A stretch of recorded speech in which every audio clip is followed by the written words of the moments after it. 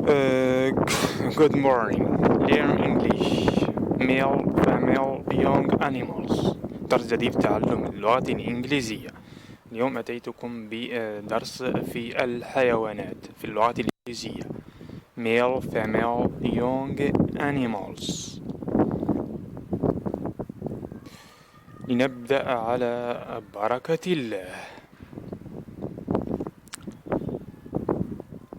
أول حيوان لدينا هو الأسد. الأسد يسمى في اللغة الإنجليزية lion. lion. أنثى الأسد lioness. lioness. وولدهما يسمى lion cub. lion cub.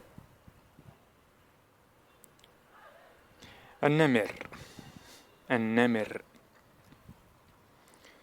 tiger. tiger. أنثى النمر نمر tigress. tigress. ولدهما tiger cub. tiger cub.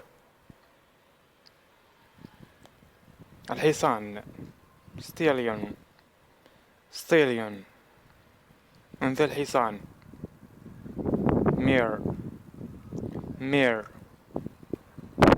ولدهما foal. foal.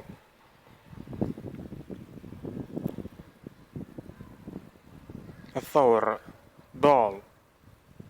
ball. أنثى الثور cow. cow. ولدهما calf. calf. الغزالة deer. الأيل أيل عفوا ليس الغزال إيل deer. ولدهما fawn. والأنثى الإيل أو. أو.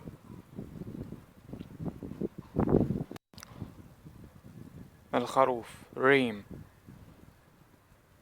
lamb. ولدهما lamb. الأنثى أو. أو. الكلب dog. dog. أنثى الكلب bitch. bitch. والأولاد puppies. القط tom. tom. القطة kitten. kitten. والقطة الصغيرة kitten. الديك rooster. rooster. الدجاجة hen. hen. والصوت chick.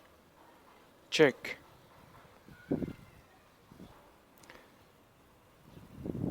duckling. أولاد البط ducklings. ducklings. duck. duck. drake. drake.